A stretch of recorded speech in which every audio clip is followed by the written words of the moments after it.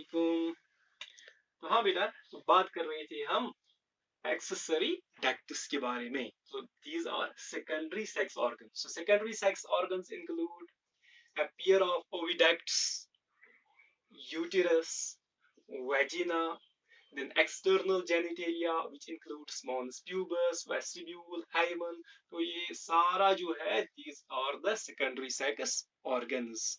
तो secondary sex organs बेटा क्यों बोलते हैं इनको?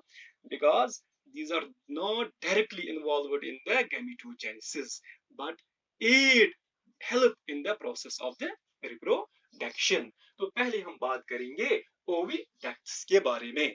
तो ओविडक्ट्स या इनका दूसरा नाम है fallopian tubes. Fallopian tubes and you know fallopian tubes के बारे में आपको पता होगा कि these are the seeds, these are the sites for fertilization, site of fertilization.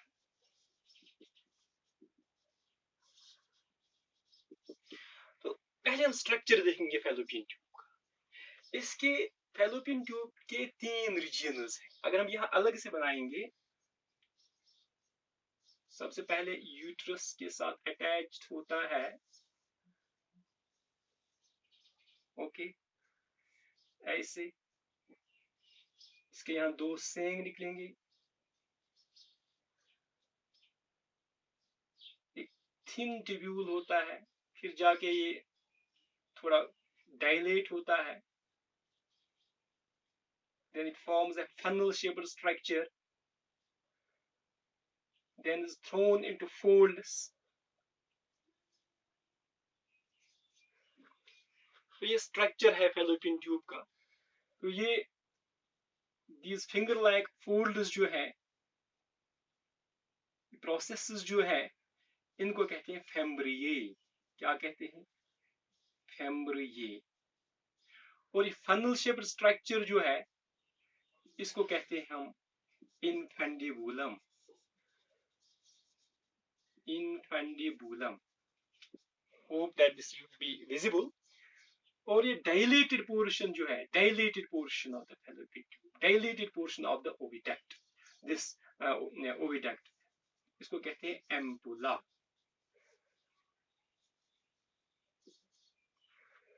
कोई भी स्वोलन रीजन जो होता है इसको एम्पुला कहते हैं।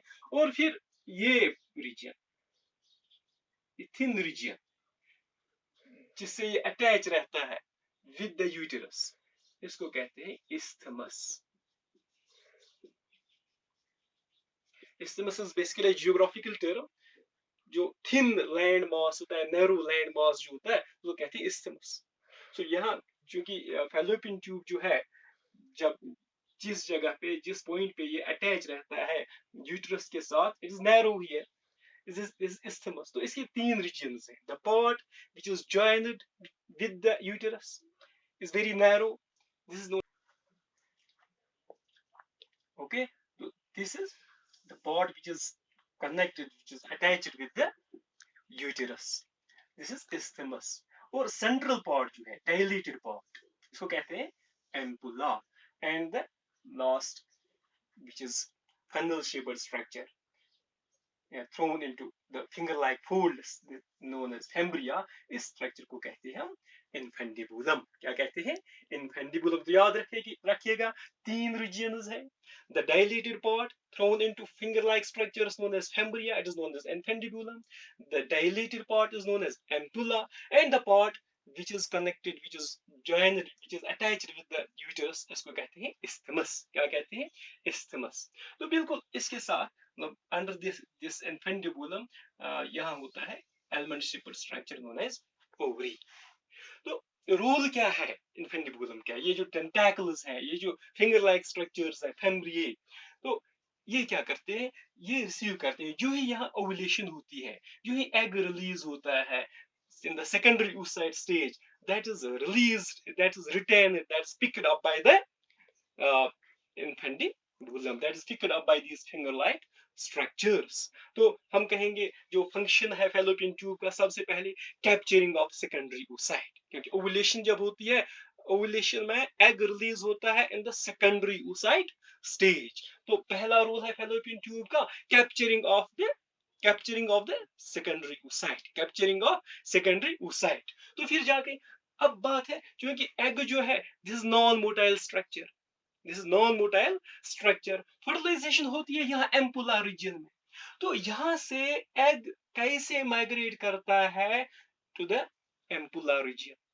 मोस्ट अप्रोप्रिएटली हम कहते हैं ampullary isthmic junction. Ampullary isthmic junction means जहां पे ये इस्थमस और एम्पुला मीट करता है, वहां पे अगर हम मोस्ट अप्रोप्रिएटली बात करेंगे। तो क्वेश्चन है how it is moved from this infundibulum to the ampulla. Is it motile? No, it's not motile. अगर ये मोटाइल नहीं है फिर कौन सा चीज को यहाँ पहुंचाता है? ये फैलोपियन ट्यूब जो है this is lined by the cells, epithelial cells, columnar, ciliated columnar epithelial cells। क्योंकि ये cilia जो ये बीट करते, due to beating of the cilia, due to beating motion of the cilia, this egg is moved from the infundibulum to the ampulla where fertilization takes place। तो हम ये भी कह सकते हैं ये सेकेंडरी सेक्स ऑर्गन्स जो है इनका रोल है this movement of transportation of gametes, क्योंकि ये ट्रांसपोर्ट करता है गैमीट को, एग को इन्फेंडिबुलम से यहाँ एम्पुला में फर्टिलाइजेशन होगी, फिर फर्टिलाइज्ड एग को ट्रांसपोर्ट करेगा through the isthmus into uterus, यहाँ पे इम्प्लांटेशन होगी। फिर जब जेस्टेशन पीरियड कंप्लीट होगा तो बर्थ के दौरान जो यंग वन है, फीटस जो है, दिस विल बी बॉर्न, तो ये माइग्रेट कर ये मूव करता है आउटसाइड, तो ये ट्रांसपोर्टेशन का काम करते हैं। तो साइट ऑफ फर्टिलाइजेशन, फिर क्लीवेज, जब फर्टिलाइजेशन होती है जाइगोट बनता है, फिर क्लीवेज भी होती है, डिवाइड करता है zygote up to morula stage, up to morula stage fertilization में ही होती है।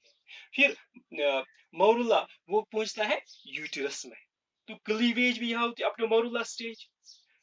ठीक है, तो cells of fallopian tube, these are provided with ciliated, these are lined with ciliated columnar epithelial cells. Beating of the cilia push that fertilized structure towards the uterus, beating of the cilia push the fertilized structure towards the uterus। Okay, second, cells of fallopian tube secrete nutritive substances which provide nutrition to the developing embryo। ये sales जो है, क्योंकि epithelial cells हैं, ये स्क्रीट करते हैं nutritive fluid भी, ये स्क्रीट करते हैं न्यूट्रिटिव फ्लूइड, वो न्यूट्रिटिव फ्लूइड प्रोवाइड करता है डेवलपिंग एम्ब्रियो को न्यूट्रिशन। तो फिर जल्दी हम रिवाइज करते हैं, फैलोपियन ट्यूब के 3 रीजन्स हैं। Number 1 infundibulum, okay, which is projected into these finger-like structures. These finger-like structures are known as fimbriae, Fimbriae, okay।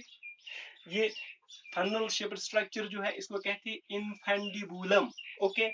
This dilated part is known as ampulla, fertilization takes place here in this region। और फिर ये narrow region जो इसके साथ attach रहता है uterus के साथ, इसको कहते हैं इस्थमस। फंक्शंस क्या है, ये इन्फेंडिबुलम जो है ये कैप्चर करेगा सेकेंडरी oocyte को, secondary oocyte is moved to the ampullary region, यहाँ स्पर्म इसका वेट कर रहा है, तो फर्टिलाइजेशन होगी यहाँ एम्पुला में, तो फिर फर्टिलाइज्ड एग की क्लीवेज होगी up to morula stage. That fertilized egg is pushed by the beating of the cilia, this fertilized egg is pushed into the uterus where its implantation takes place। Or this infundibulum, this fallopian tube is lined with ciliated epithelial cells, columnar epithelial cells। याद रखना, this is lined with ciliated columnar epithelial cells, ciliated columnar epithelial cells। These secrete a nutritive fluid